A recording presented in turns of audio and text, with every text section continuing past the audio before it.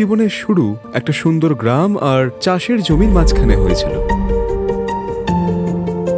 এই মাটির সঙ্গে ওদের সম্পর্ক ৭০ বছরেরও বেশি। নিজের ৬টা সন্তানের দেখাশোনা করা আর তার সঙ্গে তার পোষ্যদেরও দেখাশোনা করা ওদের জীবনে সব থেকে বড় উদ্দেশ্য। কিন্তু ওদের তামাক নেবার অভ্যেস ছিল।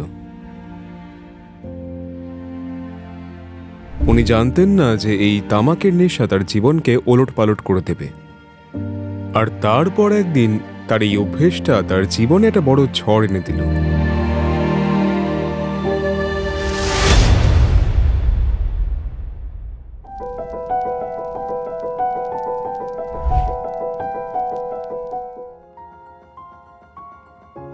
একদিন হঠাৎ মারমম কারাইয়ের মুখে একটা ফোড়া দেখা গেল। ব্যথাটা খুব সাংঘাতিক হওয়া সত্ত্বেও উনি তার কারণ খুঁজে পেলেন না। ওনার মনে হলো যে এটা খুবই সাধারণ ব্যথা, তাই উনি আবার নিজের কাজে ফিরে গেলেন। মারম্মামের মুখের ফোড়া যেন দিন দিন বেড়েই চলেছিল। সেই ফোড়ার ব্যথাটা এতটাই বেড়ে চলেছিল যে তার দিকে আর তাকানো যেত না।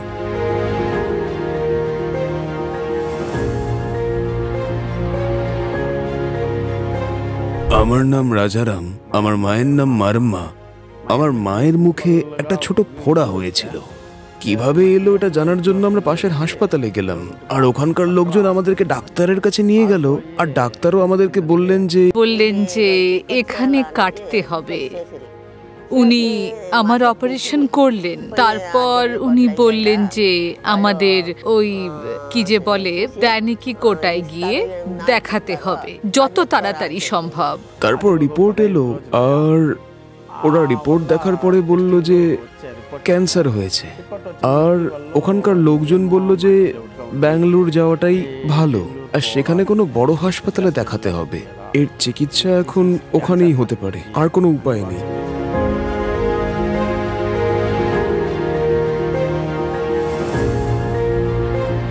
বহু ধরনের চিকিৎসা, গ্রামের টোটকা, এমনকি অনেক রকমের চিকিৎসা করানোর পরেও কোনোটাতেই শেষ অবধি কোনো লাভ হলো না। আমার ছোট ছেলে বলল যে আমরা আয়ুর্বেদিক চিকিৎসা করাবো। তখন আমি ওর সঙ্গে চলে গেলাম। আমার মুখের অবস্থাটা খুবই খারাপ হয়ে গেল, মানে দেখার মতো ছিল না। ফোড়া বাড়তে বাড়তে এতটাই বেড়ে গেল যে সেটা শেষ অবধি জীবন মরণের প্রশ্ন অবধি তুলে আনলো। আমরা জানতাম না যে কোথায় যাব, কি করব, বা ব্যাঙ্গালুরু গিয়েও আমরা কোথায় থাকবো, কি করব, আমরা কিছুই জানতাম না। এভাবে কিছুদিন কেটে গেল, আর আমার ভাই বলল যে চলো আমরা ব্যাঙ্গালুরু যাই। ওখানে 15 দিন কেটে গেল। ওখানকার লোকজন বলল এর সঙ্গে দেখা করো, তার সঙ্গে দেখা করো, এখানে দেখাতে হবে। এরকম করতে করতে ওরা বলল যে রেজিস্ট্রেশন করাতে হবে, অপারেশন করাতে হবে, আর না হলে হয়তো সার্জারি করাতে হবে।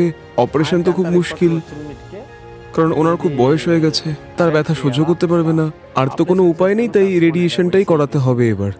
তো আমরা ওই অপশনটাই বেছে নিলাম। হাসপাতালের ডক্টর মারম্মাকে যা বলেছিলেন তা শুনে উনি ভেতরে ভেতরে খুব কষ্ট পেতেন, কারণ তার বয়স হয়ে গেছিল আর তার অপারেশন করা খুব মুশকিল ছিল। সম্পূর্ণ পরিবার একটা আশার আলো দেখার অপেক্ষা করছিল।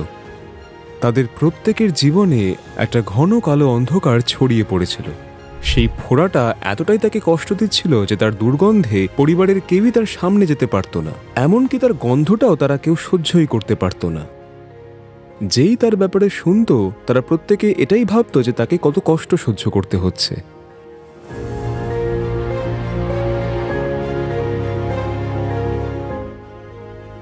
পাশে বসাটাও আমাদের পক্ষে সম্ভব ছিল না, কারণ ফোড়াটা খুব বড় হয়ে গেছিল, পুরো গালে ছড়িয়ে গেছিল।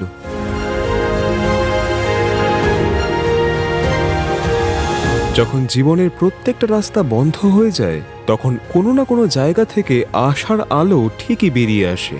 এমনই এক আশার আলোর তারা সম্মুখীন হলো। ওনারাও কোনো না কোনো একটা আশা ঠিকই খুঁজে পেলেন।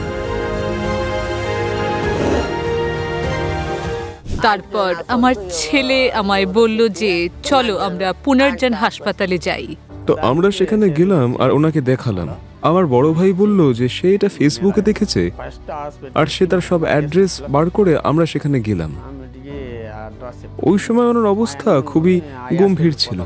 আমরা দুজন মিলে ওনাকে কাঁধে বা কোলে তুলে নিয়ে যেতাম, কারণ উনি তখন একদম হাঁটতে পারতেন না, আর তার অবস্থাও খুব একটা ভালো ছিল না। তারপর সেখানকার ডাক্তার বললেন যে উনি সুস্থ হতে পারেন, ওনারাই ঠিক করে দেবে। আমাদের ঠিকঠাক মনে হলো, আর আমরা 1 মাসের ওষুধ কিনে নিলাম। মাত্র 15 দিনের মধ্যে যেটা হয়েছিল সেটা পুরো পরিষ্কার হয়ে গেল। জানি না কি হয়েছে, কিন্তু এখানে আসার পর থেকে মায়ের সাহসটা খুব বেড়ে গেছে, তার আত্মবিশ্বাস বেড়েছে, আর এখন সে আর একদমই ভয় পায় না। এখানকার ওষুধ খেয়ে আমার ব্যথা অনেকটাই কমে গেল, লড়াই করার শক্তিটা ফিরে পেলাম। সে মুখোমুখি হয়ে লড়তে শুরু করলো, আর আশার যে ছোট্ট আলোটা পেয়েছিল সেটা আঁকড়ে ধরে বাঁচতে শুরু করলো। খুব ভালো করে লক্ষ্য করলে কিন্তু দেখা যায় যে তার জীবনের আসল গল্প কিন্তু এখান থেকেই শুরু হলো। আমাদের যেটা মনে হয় যে পুনর্জন্মের সঙ্গে সাক্ষাৎ হওয়া কিন্তু আসলেই একটা কাল্পনিক বিষয়, কিন্তু কিছুবার আমরা এমনও দেখতে পেয়েছি যে আমাদের আশেপাশের মানুষদের মধ্যে বেশ কিছু পরিবর্তনও এসেছে, আর সেটা দেখার পরেই আমাদের আরো বেশি সতর্ক হওয়া উচিত। এখন উনি অনেকটাই ভালো। আগে তো নিজের ভবিষ্যতের কথা ভেবে খুবই চিন্তিত হয়ে পড়তেন। আমার ঠাম্মার আয়ু আরো কিছুদিন বেড়ে গেল, এটা ভেবে আমার বাবা এবং জেঠু খুবই খুশি। ওনারা প্রথমে ভাবতেন যে ঠাম্মার সুস্থ হবেন না, কিন্তু এখন উনি অনেকটাই ভালো। ওখানকার ওষুধ খেয়ে ঘাটা অনেকটাই শুকিয়ে গেল। ফোড়া থেকে একটা রস মতো বেরোতো, 3 বার ওষুধ ব্যবহার করার পর রসটা বেরোনো বন্ধ হয়ে গেল। তারপর উনি অনেকটাই সুস্থ হয়ে উঠলেন, খাওয়া দাওয়া করা শুরু করলেন। এখানে যা হলো তা বুঝতে পারা কিন্তু খুব একটা সহজ বিষয় নয়, যে আজ মারাম্মা কিন্তু আবার হাঁটাচলা করতে শুরু করেছে, আর নিজের কাজ নিজেই করছে। মারাম্মার এই অসম্ভব পরিবর্তনের পেছনে কে রয়েছে তা বলার আর কোনো প্রয়োজন নেই, কারণ সেটা আমরা সবাই দেখতেই পাচ্ছি। এখানে এসেই আমরা একটা বেশ ভরসা পেয়েছি যে এখন আমার মা পুরোপুরি সুস্থ হয়ে যাবেন।